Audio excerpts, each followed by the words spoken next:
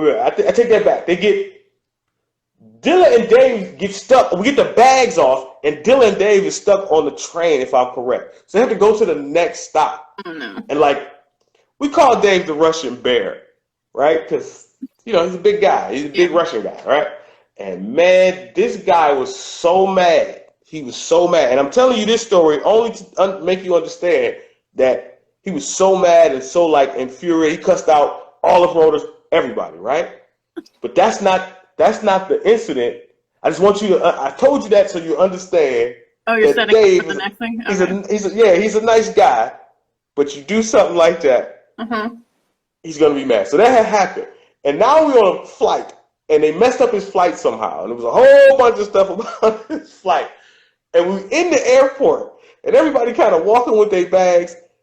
And again, Dave had been mad, but he hadn't like really exploded yet. And it was things like being stuck on the train and this, that. It was, and this plane thing, I don't know what happened with this plane thing, but it pushed him over the edge, right? And I remember coming down the hallway in the airport, and it was him and the promoter. And all I could hear was Dave's voice like, yo, I'm about to kill you. Hey, you got to get this right. And the promoter's being pushed back by Dave's belly, right? Like, because, you know, Dave had a big old stomach, right? So the promoter's getting pushed back. Promoter's scared to death. Like, we all had to run in and like, Dave, calm down. Don't kill the promoter, bro. We got more shows to do. And Dave was just pushing him around the thing with his stomach. Like, hey, man, I'm going to kill you, bro. So the best thing I can remember is Dave, just big old Dave, just pushing this guy around with no hands. That New York temper, I love it. Yeah, Dave was my guy after that. I said, oh my goodness, this guy gonna kill this guy. Hey, chill out, Dave. He pushed that man all around the airport with no hands. I don't know how he did it. Well, I know how he did it. The belly power. He had New York Dave belly power. Yes, he did. Oh. Yeah. So, Frank, you always seem to be on the grind. How have you stayed motivated during the pandemic? I don't know. I've been independent and kind of self-motivated since, I don't know, 2003. You know what I'm saying? Basically forever. Like, no, just in the music situation where, you know, prior to that, I had Dilla.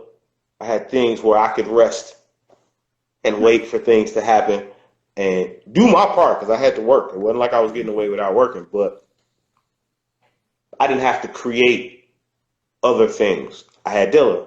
You know what I'm saying? So I had the studio, I had the beat, I had all these different things. Once that kind of, once that kind of goes. That's Brooklyn for you. Oh yeah. You lucky. You just missed the fireworks out here. But yeah, no. So it just after that, once the business was heavy and it was there, it was just, I don't know. I just became this guy where when it comes to this thing, because it's something I want to do, it's something that I have a love for creating, and this, that, the third. So it was very easy to do something I love to do. Right. And I think the motivation comes from wanting to be able to comfortably do something I love to do and live with it. And it's, you know, it's not easy doing that. You get what I'm saying? It's not, especially when what you love to do is music or whatever. It's not an easy thing to go and make that a career or live some semblance of a life where you don't say, man, I ain't doing this shit. I'm going to go fry these chicken wings at this restaurant and get this check. So, yeah, I just, you know, I stay motivated because I like doing what I do. I like making music and putting together deals and, you know, and helping people and doing it. So, you know, it's easy for me. I know some people they get, you know, it's depressing when things don't go like, right. If you don't get that call you want, or you don't get that placement you want, or you don't, and like for me, that kind of makes me want to go more. And in actuality, a lot of times it makes me not even want to talk to the person that didn't give me that shot. I'm going to show you. Come holler at me in a year, and then I ain't going to want to talk to you. I'm so kind of in the same. I'm sorry, go ahead. Oh, no. So, I just make I don't know. Motivation is easy. I mean, don't get it twisted. You have your days when you ain't feeling it. You know what I'm saying? I had days I sit in front of the beat machine and slap on the keys all day and don't come with nothing I like or nothing that's even worth me saving, right? Like, so you get that type of layovers, but I don't know to the time where I was like, man, I don't even know if I want to do this. So, nah, even pandemic or whatever. Like, my life ain't really changed much in the sense of my day-to-day at-home life. I stay in the house anyway. I wasn't a go out and run the street type of guy. I had to be out there with a purpose. So, it's a hell of a crunch financially, obviously, because I'm not a million stream per single guy. So I got to be able to move around, get out, do shows, host parties, and do all these different things to bring in enough money to make it worth it. You know what I'm saying? So that's a killer. But, other than that, you try to create content so that when this thing opens back up, I can get back to what I'm supposed to be doing and running the world and running around and doing things, shows and whatever else it is. So now I don't really, I'm a relatively happy guy. So I don't really, I think positive. I'm positive, that's all. So in this kind of in the same vein of motivation, where do you find inspiration these days? It's all around you. It's all around you, man. Like, I'm very observant. So, I find inspiration in some of the weirdest things. Just, people's inflections, just, people's moods can give you inspiration to go make something. You know what I'm saying? Like, you see somebody else having fun. Oh, they in a great mood. I think I'm gonna go make me some music. You know what I'm saying? Like, so it's all around if your eye is open to that. Like, I look for things that are good. Like, I'm not necessarily, I see a lot of bad stuff. You know what I'm saying? Being out in Cali and being in this world and just being around, like, you see a lot of things. It's crazy. Yeah. But, I think I just choose to be aware because you want to be aware because you don't want to end up with the crazy on your couch. I don't know who's calling me right now, but hold on. Let me end it. It's probably my mama. Did I tell you it's going to be my mama? Did I tell you it's going to be my mama? Because she don't know I'm on this thing. You can answer. No, I'm not going to answer mama. I'll call her back in a minute. Nice. Yeah, but, what was we talking about for my mama call? Inspiration. And, mama's an inspiration. She a 76-year-old lady to still go to work and do all these. I mean, she retired technically, but she still she's an accountant by trade, so she stays busy. She's up and around. She probably go out the house more than I do these days. She's still in Detroit? Yeah, still in Detroit, yeah. So, inspiration's not hard for me. I see the good in things.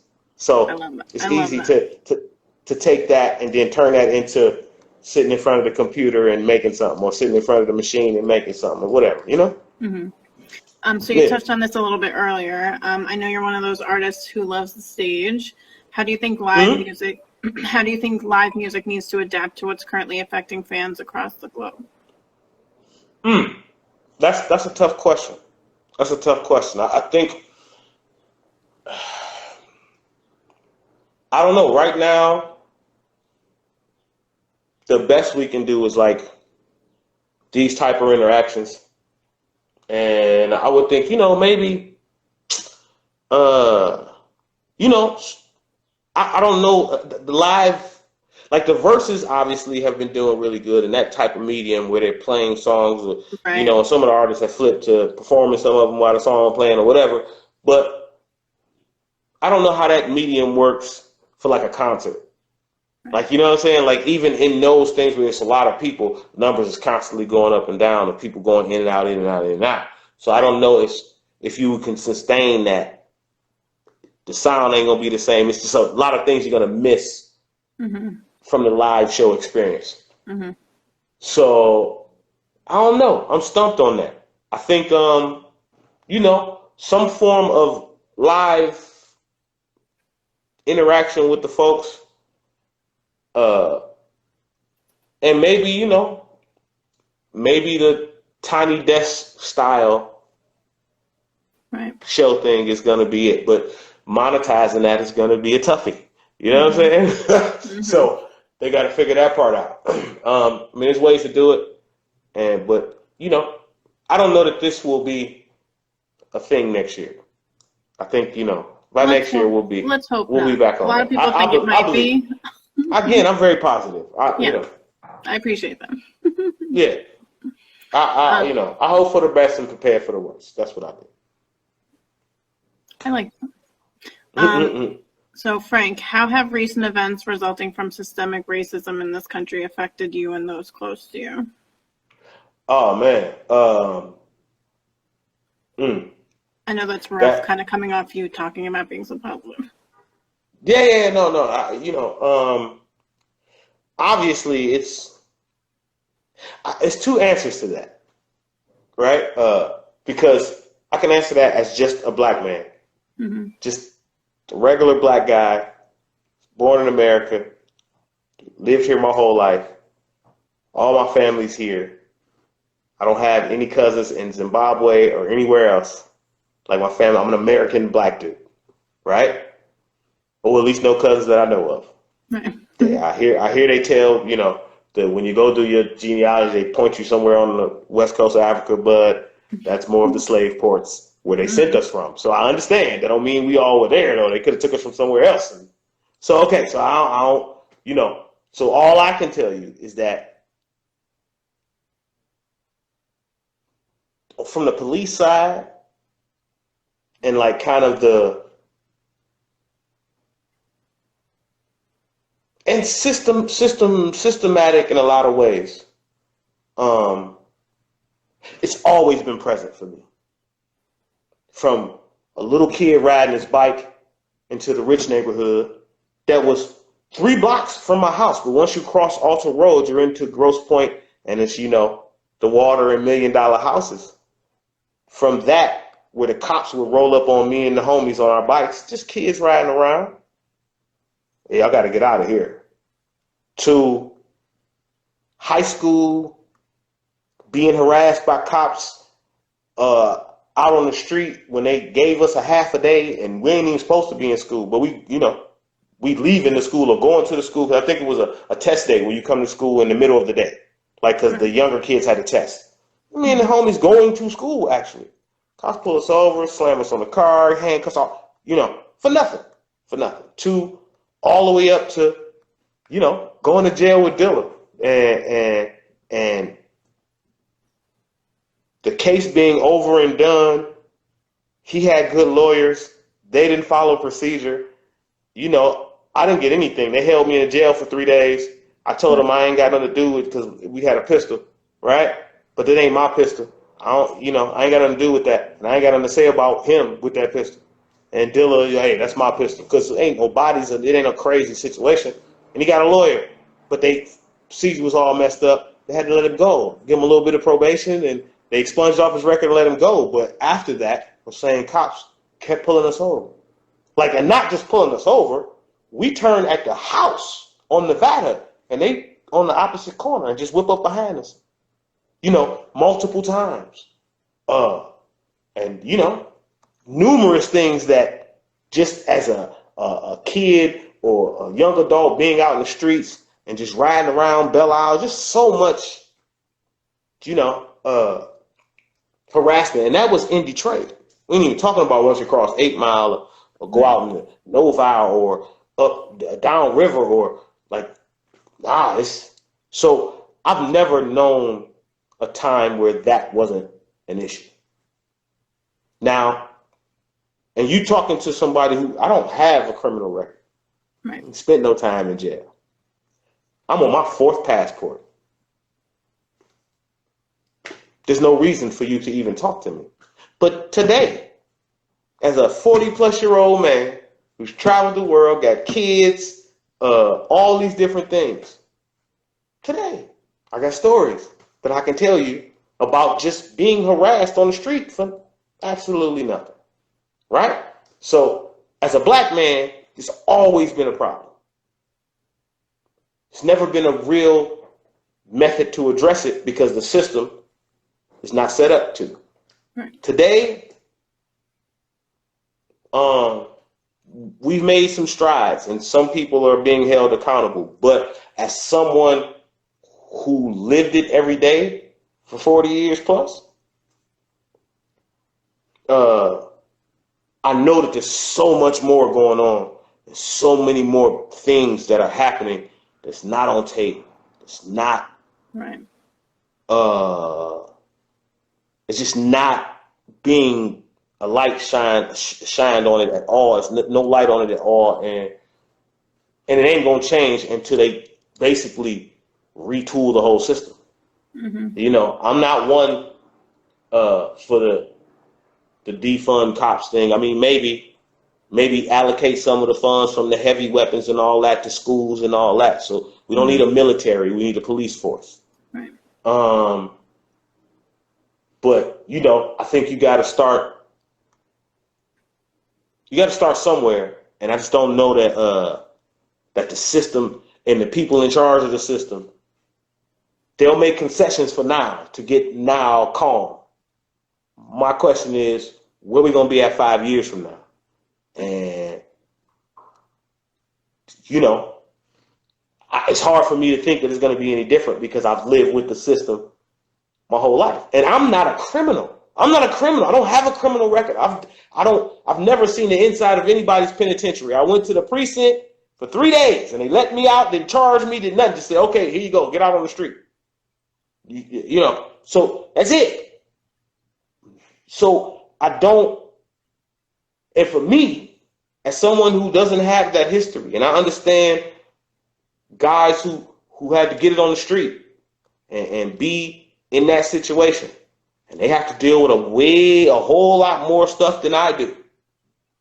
But even I got stories upon stories upon stories with famous folks and everything. I just told a story on Instagram about walking out the house in Vegas, and I was with Russell Peters. He actually bought the house. I walked out with 3 Las Vegas police Glocks in my face. And when the homeowner who owned the house before him came, and the realtor was actually there with the gun in his face too. Everybody talked. I still had the female cop with the gun on me. Just on me though. And holding my ID, would not give me my ID. Her boss had to come reprimand her and tell her it's good, give him his ID, like stop. Like, so I'm saying in every facet, on every level, the owner of Delicious Vinyl, his building is a block away. I was walking on the street, he saw me and pulled over to stop and talk to me, and then decided to go in his trunk and put on his different shoes. Cops rolled up. What y'all doing? Yo, you selling drugs? Selling drugs? But you know, it's part of what I've seen. So I don't know. It's tough for me to believe that things are gonna. I see the people, and I applaud the people, and I applaud some of the people in the upper echelons that can speak out and make people that don't get to see it on a regular basis see it, because that's important. I know people don't nobody want to see that man die on the street, and you know, I pray that don't happen no more, or you know what I'm saying. But it was so important that people saw that for what that was. Don't talk to me about a counterfeit $20 bill. Don't talk to me about drug use. None of that is a death sentence. None of that is a death sentence. So I don't care what he did. Fine, take him to jail. If he's a criminal, take him to jail. That's why we have it. None of that is a death sentence. So I don't, you know, it's cool. People have their opinion. I understand. You understand? But for me personally, none of that's a death sentence.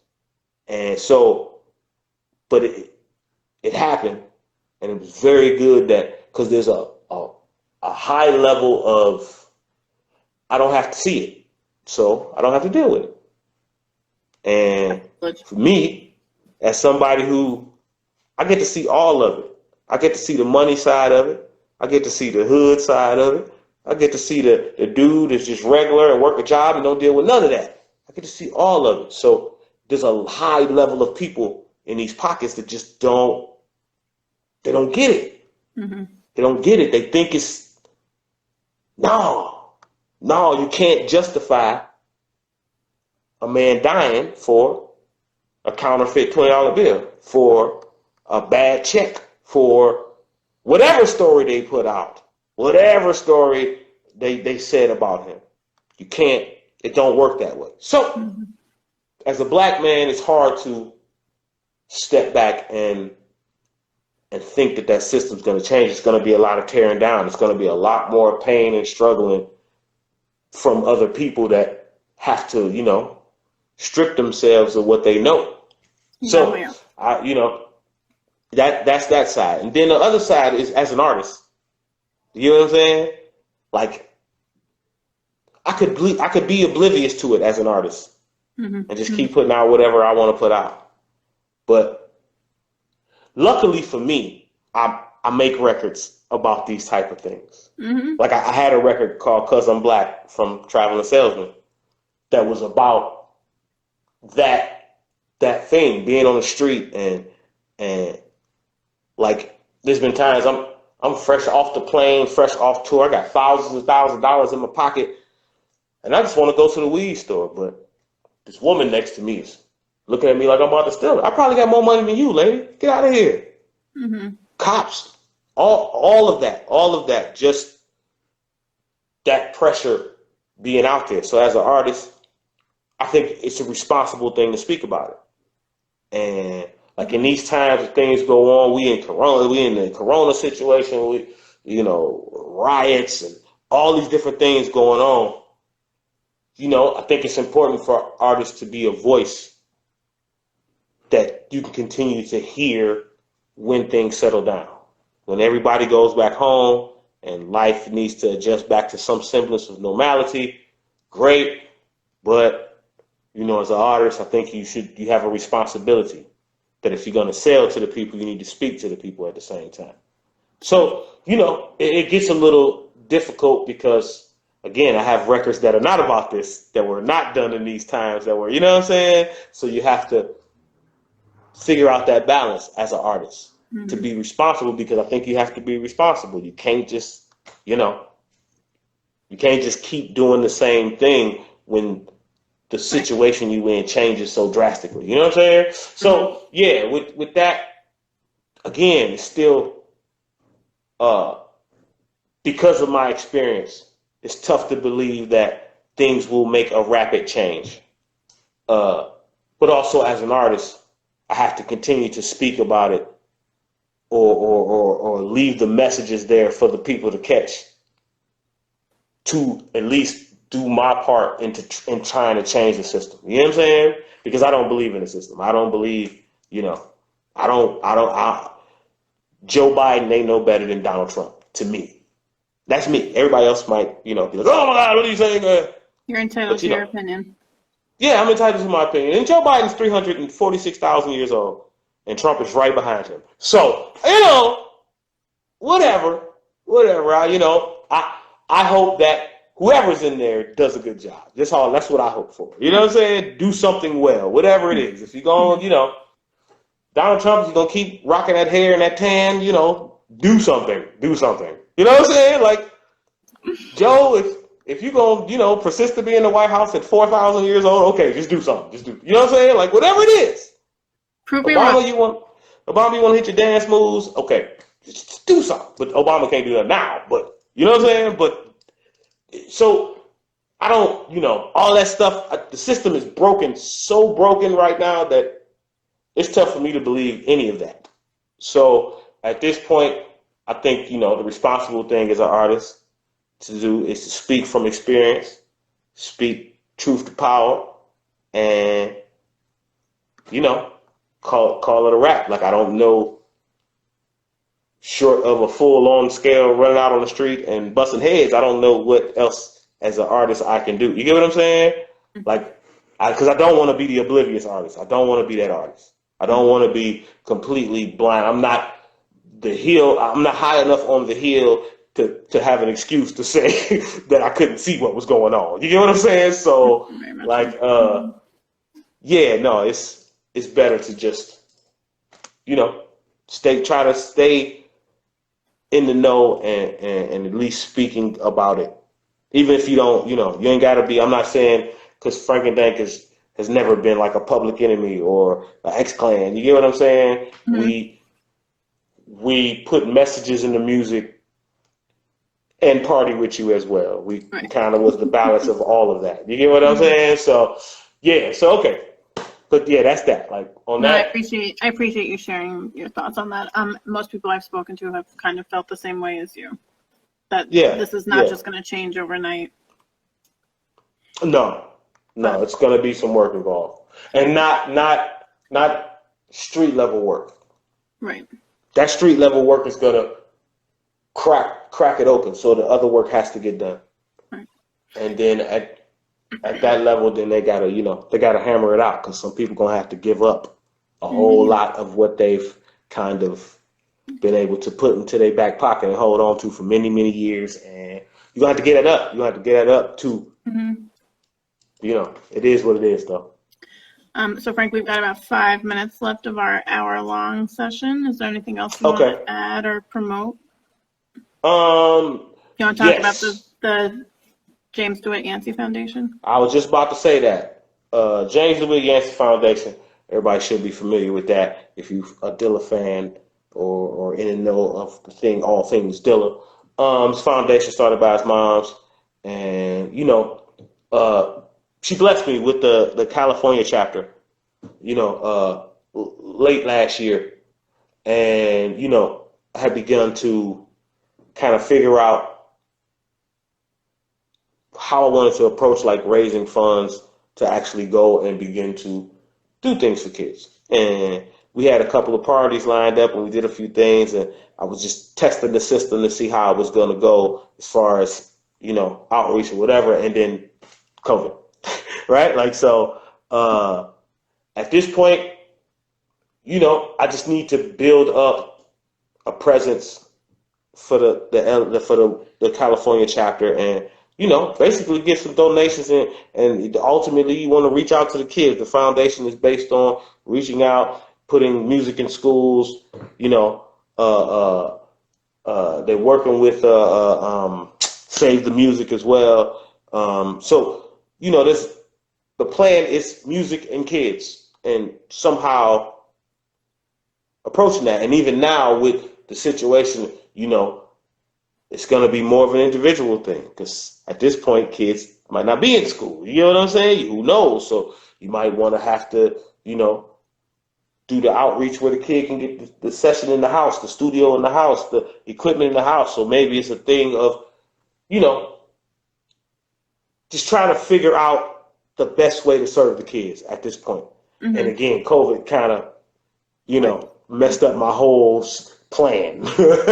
But we reorganizing at this point, and I mean, reorganizing is not. That sounds deeper than what it is. It's not the deepest. No, I know. You know what I'm saying? But you're adapting to the times. Yeah, adapting to the new times, right? Like, so, yeah, no.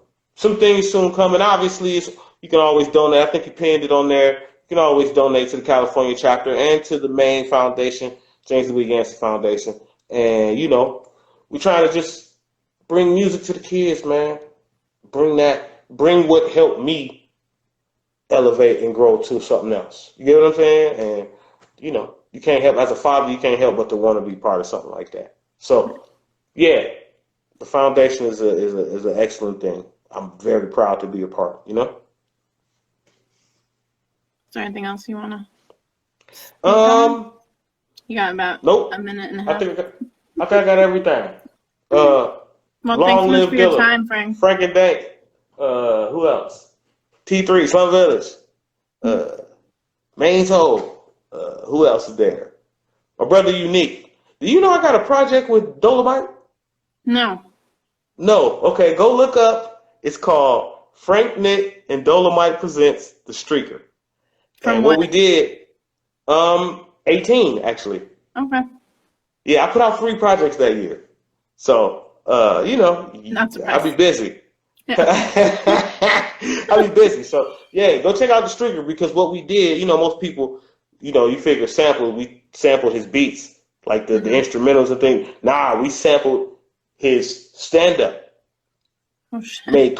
Uses stand-up for choruses and then subject matter, right? Like, so I had to take what he was talking about and write a song about it. But, he's very, very, very raunchy. Let's say raunchy is the word. And so I had to flip all of those things. Like, it's a crazy, right? It's crazy. It's crazy, yeah. So, anyway, enough about me. That's it. Well, thank you so much. I hope you have a great night. Stay safe. Okay, thank you very much. Have a great night. I'm about to fire up this blunt now. Y'all have a great night. And send me the thing so I can do the thing. I will. Okay, thank you. Thanks, Frank. Have a good one. You too. Okay.